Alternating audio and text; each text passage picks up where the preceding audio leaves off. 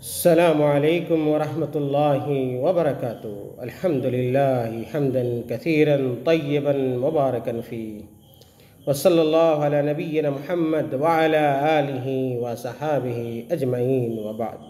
محترم ناظرین، ایک دفعہ ایک شخص علامہ عبدالعزیز بن باز رحمہ اللہ کے پاس آیا اور اس شخص نے یہ سوال کیا کہ کچھ لوگ میت دفن ہونے کے بعد قرآن کھول کر سورہ یاسین پڑھتے ہیں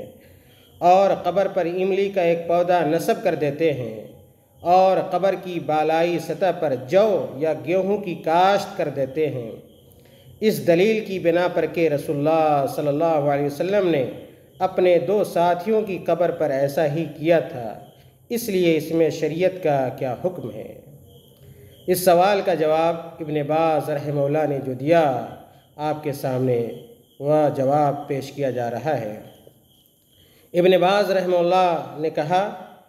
کہ دفن کے بعد یا دفن کے وقت قبر پر سورہ یاسین یا قرآن کی کوئی دوسری سورہ کا پڑھنا جائز نہیں ہے۔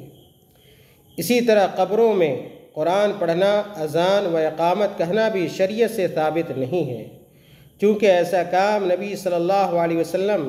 اور آپ کے خلفائے راشدین نے نہیں کیا ہے، اس لیے ایسا کرنا بدعت ہے۔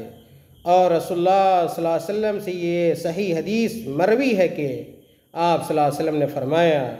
جس نے کوئی ایسا کام کیا جس پر ہمارا عمل نہیں ہے تو وہ مردود ہے۔ یہ حدیث صحیح مسلم کے اندر موجود ہے۔ اسی طرح آگے ابن باز رحمہ اللہ نے فرمایا،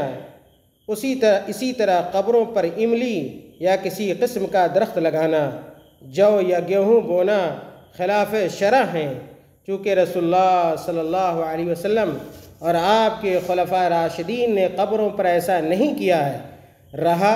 آپ کا شاخ نخل ان 2 قبروں پر گاڑنا جن کے مبتلا عذاب ہونے کی اطلاع اللہ نے آپ کو دی تھی، تو یہ صرف آپ ہی کے لیے اور اسی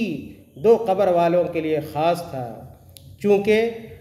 ان کے علاوہ کسی قبر کے ساتھ آپ صلی اللہ علیہ وسلم نے ایسا نہیں کیا، اس لیے مسلمانوں کے لیے بھی یہ جائز نہیں ہے کہ وہ تقرب اللہ اور حصول ثواب کے لیے ایسی چیزیں ایجاد کر لیں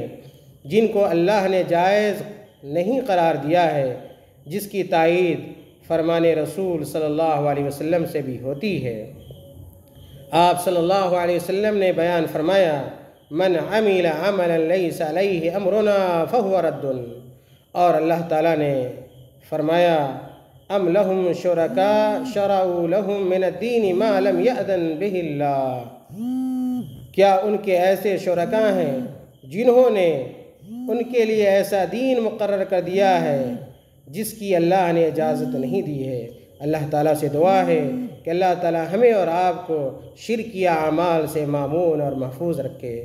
اور جب تک ہم اس دنیا میں زندہ رہیں توحید پر قائم و دائم رہیں۔ آمین۔ وآخر دعوانا الحمدللہ رب العالمین، والسلام علیکم ورحمۃ اللہ وبرکاتہ۔